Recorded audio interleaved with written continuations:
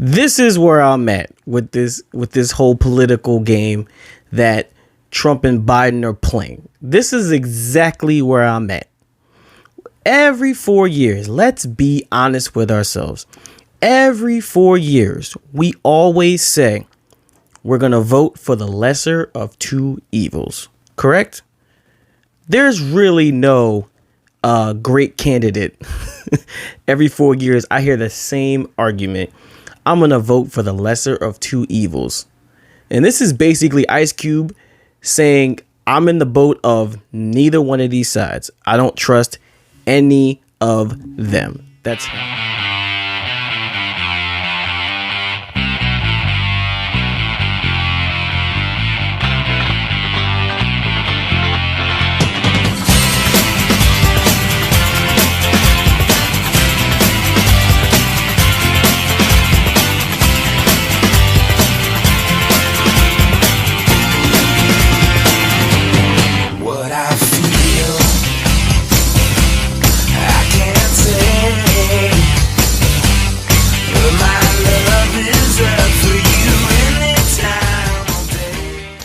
up. You already know who I am, so I'm not going to introduce myself unless you want me to sing the Jay-Z song. Allow me to reintroduce myself. My name is... No, I'm kidding. So we're going to get the chop of this fable of Ice Cube. For those of you who have been living under a rock for the past week or a couple of days, apparently everyone's saying that Ice Cube is endorsing Trump or something. That from what I hear, he's talking to the Trump administration, and I guess everybody took that and ran with it, saying he's endorsing Trump. But I never watched the CNN interview with Chris Cuomo. I think that's how you pronounce his name. So I'm gonna watch it myself and try to decide for myself what actually is going on here. Okay, so without further ado, here we go. Cube. If you know anything about him, and you probably do, you know he started his career rapping in defiance about police presence and the realities of inner city life. And he got political with his songs as well recently during the Trump administration, most recently in 2018. Here's a taste. Arrest the president. You got the evidence. That is Russian intelligence. Okay. You're just going to play two bars? You're not going to play the whole verse? See, this is why I don't trust the media. My thing is, did he just say those two bars about it, or was the whole verse about it? I don't know. It feels kind of iffy to me. I've never heard the song, and he said this came out in 2018. So why are we talking about what he said now? Because he's actually talking to the president? I don't know. That just seems kind of okay. Anyway, we're just gonna get back to this. Now we see a shift. Now he wants to work with President Trump. Here's what the president had to say most recently about Black Lives Matter. The first time I ever heard of Black Lives Matter, I said, that's such a terrible term because it's such a racist term. It's a term that sows division between blacks and whites and everybody else. And it's a very bad term for blacks. But they were very angry. It's a Marxist organization. Honestly, I don't even know what the word Marxist means. Maybe that's ignorant on my part, but I don't know. Just you can't be surprised for him saying that. But that's neither here nor there. We're not focused on him right now. Let's just watch this interview. With all that going on, and how the president continues to speak about there being no systemic inequality, it's no shock that Ice Cube got some heat for deciding to work with the Trump administration. He wants to deal with it. I want to understand it. So all right, here we go. So here is Ice Cube on prime time. Thank you for... First of all, why Ice Cube look like ISIS? Okay, I'm sorry. I'm sorry if anybody got offended by that joke. I just looked at him and I'm like, you know what? He should change his name to Isis Cube. Nah, I'm just kidding. That's my boy. Let me stop. Brother, I appreciate it. Thanks for having me. Chris, your lead-ins are a little misleading. How so? He got mad defensive. Well, the Platinum Plan is not my plan. I came up with the contract with Black America, and I didn't run to go work with any campaign. Both campaigns contacted me. Both campaigns wanted to talk to me about the contract with Black America. One campaign said, we love what you have, but let's really dig into it after the election. And one campaign said, we love what you have. Do you mind talking to us about it? That's fair. And that's what I did. So I didn't run to nobody. And so that was real misleading to me. Well, I didn't say you ran to anybody. I said that you had taken a pivot. Well, you said I ran over to the Trump team instead of the Biden team. That's just not true. Well, but you are working with the Trump team instead of the Biden team, and people are giving you heat. All right, Chris. Okay, Chris. Okay, guy. Let's not do this. I know you're in the media, but let's not do this. If you really want to hear what he has to say, let him say it. And I mean, I guess he's accusing you for saying something you didn't say, but you wanted to interview him, so you gotta let him speak more than you do. I mean, as far as I know, interviews go, the interviewer doesn't really talk much, and the interviewee, I don't even know if that's a word, has to, carry the conversation. I mean, that's the whole point of you guys having this conversation. You want to know his point of view. My thing is, I don't see anything wrong with what he said. If this is the basis of what everybody's outraged about, then I kind of don't get it. But anyway, let's get back to this. Well, I'm willing to work with both teams, but I'm just working with whoever is willing to work with me. So the Trump campaign came to me and asked me to explain to them some of the contract with Black America. That's what I did. I'm not playing no more of these games, these political games. We're not part of a team.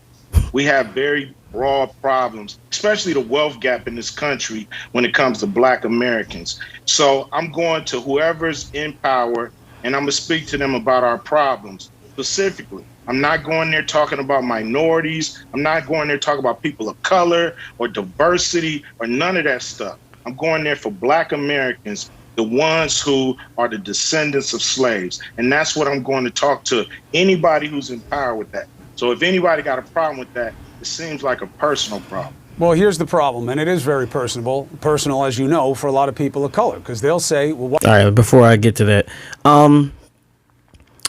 once again, I don't see anything wrong with what he said. Basically, what he's saying is, I'm going to talk to whoever's willing to listen. Cut the BS, cut the whole trying to get elected campaign, cut all that. He's just trying to get to the bottom of the problem. Now, I've said before, Trump and Biden are both trigger words for everybody, but it seems as though, I guess based on his view, the Trump organization or Trump administration was the only side willing to listen. Now, you can probably dispute that. Like I guess if he went to the Biden side of things and they said no, they don't want to listen to you, and then he just went to Trump. So I guess I can see where Chris Cuomo's coming from, saying that you chose the Trump administration over the Biden administration, but that's kind of wishy-washy and slippery slopey. So honestly, that point is moot. But basically what he's saying is the Trump administration was willing to listen to me, so I talked to him. So honestly, this is why I decided to look into this for myself, because a whole bunch of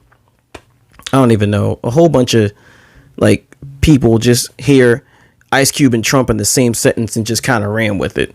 So this is why I'm kind of doing this. But anyway, let's get back to it. Well, here's the problem, and it is very personal, as you know, for a lot of people of color, because they'll say, well, why would you pick Trump when he says there's no such thing as systemic inequality? I'm not picking nobody. He's the president. But why do you think he'd want to do something for the community when he says there's no such thing as systemic inequality? I don't know what he wanted. Oh man, can we stop making stuff about certain subjects when we're not talking about that? Like, he's talking about having a conversation about, I guess, economic wealth gap in this country. And here go Chris Cuomo. I hate to say it, he's over here race baiting. Now, don't get me wrong. I don't agree with a lot of things Trump says, and I'm not even going to get into that or touch that. My point is, they're not talking about this like systemic racism issue. Ice Cube is more worried about the economic issue that black people have. But of course, here go Chris Cuomo trying to spin it around to, and Ice Cube basically saying that's not what I'm talking about. That's a whole different conversation. I know what he want to do. I just know what the man said. I know what he said to the country. I've never met Donald Trump. So I don't know what he's going to do. I just know what he said he was going to do. So both of them have a plan. Both of them say they're going to do something. And who knows what's really going to happen. Like I said, I don't care about who says what or who does what. Now, once again, I mean, this is all touch and go, honestly. There are certain things I can bring on what each candidate said, and I'm just like, what? Why would you say that? But once again, that's not what this is about. But this whole, because Ice Cube's a black man, he has to think a certain way, or we got to get out of this like identity politics. When someone has an opinion that they say they don't trust either side, but they talk to the one side because that's who's in power, people need to stop taking that and running with it. Ice Cube did not say he was voting for Trump. Actually, you know what? He might be. But my point is, this is not what this conversation is about. This is about him trying to get his point across to whoever will listen. And apparently, I guess the Trump administration wanted to hear him out. Now, whether or not they take his words into consideration, it's another story entirely. But after November 3rd, nobody knows from each side. We're all hoping that candidates keep their campaign promises. So that's just it. So let's look at it this way. I think that you're right to be skeptical. Let's start with the Democrats, because even though there is a traditional connection between black voters and the Democrats, you could also say you've been let down or forgotten by Democrats in a lot of situations that would have mattered. Then you say, all right, so then what makes one side better than the other? That's where you get in trouble, which is, do you really think that Donald Trump can be trusted as much as you could trust Joe Biden? I don't think I'm not trusting any of them. I'm just going by action. That's all I'm going by. I'm not going by words. I'm not going by rhetoric. Not going by media spin. Not going by none of that. I'm not on nobody's team. I'm not on Team Blue. Not on Team Red. So then I have that wrong. Hold on. I'm an independent person, and I believe that's what black people need to do, is become independent, and we need to get something for our vote. That may not happen, but it's gonna happen. It's got to happen. It's got to happen. Nothing changes if nothing changes. I look, if I had brought you here to fight with you, you would have known it. What I'm saying is, I think I did get it wrong, and I want to make sure I get it right. So saying you're working with the Trump team is wrong. What you did was, when they asked to talk to you about it, you said yes. If Biden had asked to talk to you about it now, you would have gone to them the same way. It's not about you choosing anything. It's you working with everybody who's got a chance of doing anything. I'm working with whoever's in power, the issues when it comes to blacks in America and what's going on. It's not a Democrat problem. It's not for them to solve. It's not for the Republicans to solve. It's for both of them to solve. They do it when it comes to debt ceiling. They do it when it comes to getting us in wars. They seem to come together when it's something that really affects America. And I don't think nothing affects America more than the situation that black Americans find ourselves in. This country is coming apart at the seams, and it's not going to come together after January 3rd, no matter who's the president, unless we deal with well this said, Ice Cube. Well said. Because you know what? I would have said the exact same thing. This is where I'm at with this whole political game that Trump and Biden are playing. This is exactly where I'm at. Every 4 years, let's be honest with ourselves. Every 4 years, we always say we're going to vote for the lesser of two evils. Correct? There's really no great candidate. Every 4 years, I hear the same argument. I'm going to vote for the lesser of two evils. And this is basically Ice Cube saying, I'm in the boat of neither one of these sides. I don't trust any of them. That's how I'm at.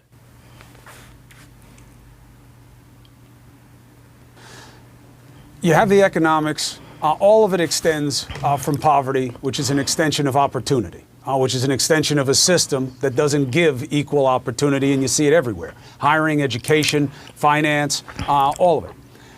So acutely, we've been looking at what happens when policing goes wrong in communities.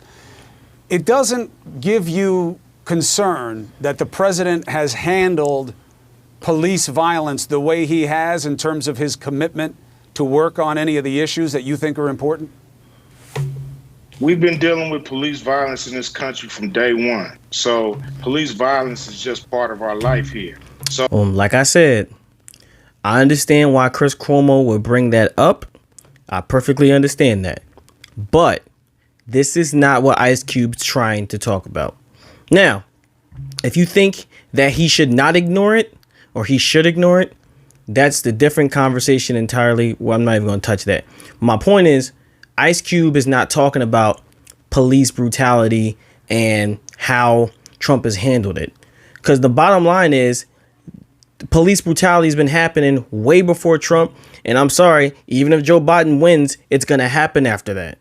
That's just the reality of it. It's a sad world we live in because it doesn't matter who's in office, it's still going to go on. But that's where we're at. So, you know, once again, Chris Cuomo is trying to bait him into talk about something else. Ice Cube is not talking about this. He's talking about who's going to listen to his issue is the wage gap between black and white Americans. He's trying to solve that thing. So, Cuomo, let's not make it about something else. Treat it better. This is a capitalistic society. True. And if you ain't got no money, you see how people get treated on the streets when they ain't got no money. Not just money, wealth. Wealth. You got to be able to build up wealth within the community. Yeah, you know, to put it in greater terms. But, you know, at the bottom line is, you know, dollars bring dignity. And so everybody in America knows that. When you got a little more money, they treat you a little better. So we need to close this wealth gap. You know, you got people, you know, families making $120,000 or worth $120,000, and you got black families worth $200. It's just an enormous wealth gap that keeps growing. It's not getting smaller. Okay, I see what Ice Cube's point is. Now, I'm not saying I agree or disagree, but now I see what his point is. He thinks that if the economy gap weren't so widened, or if black people had a little bit more money in their pocket, they wouldn't have these problems like police brutality or systemic racism, or some of us even go as far as to go white privilege. Basically, he's saying if this was a better situation for African Americans, it sounds weird me saying African Americans. Anyway, if this was a better financial situation for black people, we wouldn't have these struggles that we have. I think he thinks that money will solve a lot of black people's problems. Money will solve a lot of, be a lot less police brutality, a lot less racism, or a lot less the issues that we're having between one side or the other. And you know what? I don't know if I agree or disagree, but I see his point. So basically, everybody else who jumped down his throat, this is a classic case of you can't go based off the headline and goes, you read Ice Cube and Trump in the same sentence and you can't just go off on it. Like, I can't believe, oh my God, why would he do that? I'm more interested in why. Now, whether I agree with him or not, that's another matter entirely, but it's not as bad as everybody made it out to be. That's my point. Just an enormous wealth gap that keeps growing. It's not getting smaller. Do the research, and you'll see. Oh man, I wish we would just do some research. It won't kill you to do research. Just go down the rabbit hole one time. Just see how it feels. Maybe you won't react so much to stuff like this if you did a little research. That's all. You know what I'm saying? Now, if you still feel that way after you did the research, fine. I can respect that. But at least try to hear the point out first before you react to it. You know what I'm saying? That's all. This is the problem in America. It's because black people have no capital. We own half of a point when it comes to all the wealth in America. Half of a point. 13.5% people living off half of a point. We cannot survive in America another 100 years living like this. The issue is real. The problem is properly identified. They do have access to capital of about $500 billion, but it doesn't say that it would be earmarked within the Trump plan for communities of color. I mean, it doesn't, but I don't know. It's just, I understand that the Trump administration doesn't have the complete answer to this. I mean, be honest with you, I'm kind of glad that at least the Trump administration heard him out. I mean, whether it fell on deaf ears or not, they at least were willing to go, you know what? We'll entertain this notion. Now, their motivation behind it, I don't know exactly what their motivation is. Maybe to just say, hey, we heard a black person out and that should be enough. I don't know. But my point is, he at least tried to bridge the gap that we've so created in this country. You know what I'm saying? My point is this. Here's my point. The Ice Cube's rhetoric. He started what we need to start as a society, which is a conversation. The only way we're going to get far or get further or progress in this country is if we hear the other side out in a respectful manner, instead of reacting to all these trigger words like Biden or Trump or Harris or Pence. Like, you can't just you hear that name and you just go, you got to have productive conversations. And I think Ice Cube was just trying to have a productive conversation for what he thinks is wrong. Whether you agree with him or not, you got to at least respect the fact that he was willing to open the dialogue. That's it. That's all I got from this. So I guess most of us kind of reacted a certain way. It wasn't that serious. That's what I got. My conclusion is it really wasn't that serious. At least to me, it wasn't. All right. Well, that concludes another episode of Brain of Thought. Thank you for tuning in. Make sure to like, subscribe, and follow me on Instagram, Snapchat, Facebook, Twitter. I think I covered all of it. And They Call Me MJ. Thank you guys for tuning in. And once again, this is They Call Me MJ, and I am out of here. Peace.